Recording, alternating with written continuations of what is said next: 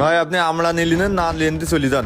এ শাহ আলম ভাই, সকালে যে আমড়াগুলো দিছিলাম সেই আমড়ার টাকাগুলো দেন তো, আমি খুবই ব্যস্ত আছি, তাড়াতাড়ি আবার চলে যাব। ভাই আপনার তো বিশ্বাস হচ্ছে না, এই যে ব্যাপারী ভাই চলে এসেছে, এই ব্যাপারী ভাইকে শুনে থাকেন যে আমরা এখন কত করে চলতেছে।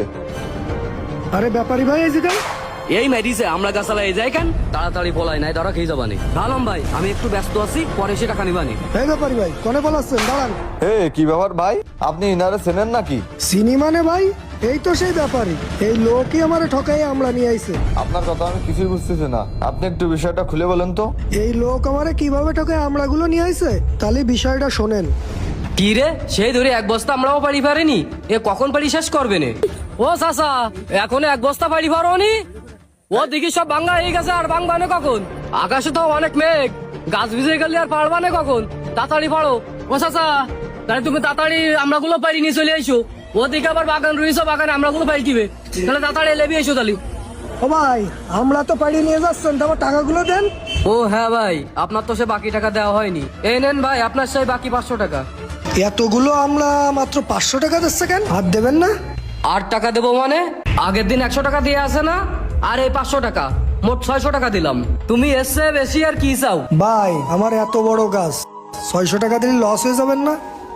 আমার এই গাছে প্রায় 10-12 মণ আমরা আছে, আমার এতগুলো আমড়ার দাম আপনি কিভাবে 600 টাকা দেন? 10-12 মণ আমড়ার দাম কি 600 টাকা? আরে ভাই দেখতে চাও তো, আমার লোকজন দিয়ে গাছ থেকে আমরাগুলো পাড়াস, এদের আবার জনের দাম দিতে হবে, আবার ভ্যানে করে বাজারও নিয়ে যেতে হবে। এদিকে বাজারে নিয়ে গেলে আবার আমাদের 2-3 টাকা কেজি দেয়, তোমারে আমরার দাম এর চেয়ে বেশি দিলে তো আমাদের মোট লাভও থাকবেন না। আগে যদি জানতাম আপনি 600 টাকা দেবেন, তাহলে আমি এই আমড়া গাছটা বেচতাম না।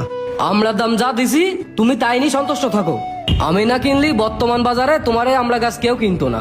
এমনিতেই বাজারে আমরার কোনো দাম নেই, যে টাকা পাইছাও সেই টাকা নিয়ে বাড়ি চলে যাও। এই ব্যাপারই মনে হচ্ছে আমার আমড়ার দাম অনেক কম দিল।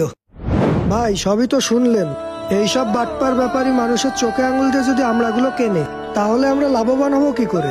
ভাই আমরা তো আমড়া বেচতে গেলে 2-3 টাকা করেও কেজিতে দাম পাই না, অথচ বাজারে আমড়ার কত দাম। আমরা একটা আমড়া কিনে খেতে গেলে 10 টাকা করে দাম নেই, আর আমরা বেচতে গেলে কোনো দাম পাই না। এইসব ব্যাপারই যদি আমাদের এভাবে ঠকায়, তাহলে আমাদের আমড়া চাষ করে কি লাভ আপনি বলেন? ভাই আপনার এই কথাগুলো শুনে আমার খুবই খারাপ লাগলো। কি ব্যাপার মেহেদি ভাই, আপনি এনার সাথে এই ধরনের কাজটা করতে পারলেন? আপনারা যদি এইভাবে আমরা চাষিদের ঠকান, তাহলে ওনারা আমরা বিক্রি করে কিভাবে লাভ করবে? আপনি যে ইনার থেকে সস্তায় আমড়াগুলো কিনে আইনি, বাজারে কিন্তু ভালো দামে বিক্রি করলেন। সব লাভ তো আপনি করলেন, ইনি তো কোনো লাভ করতে পারলো না। আপনি 600 টাকা দিয়ে আমরা কিনে 24,000 টাকা বিক্রি করলেন। মানুষকে ঠকাই ব্যবসা করা ঠিক না। ভাই আমার আসলেই ভুল হয়ে গেছে, আমি এই ধরনের কাজ আর কখনোই করব না। আমি এখন থেকে যাদের কাছ থেকে আমরা কিনবো তাদেরকে আর কখনোই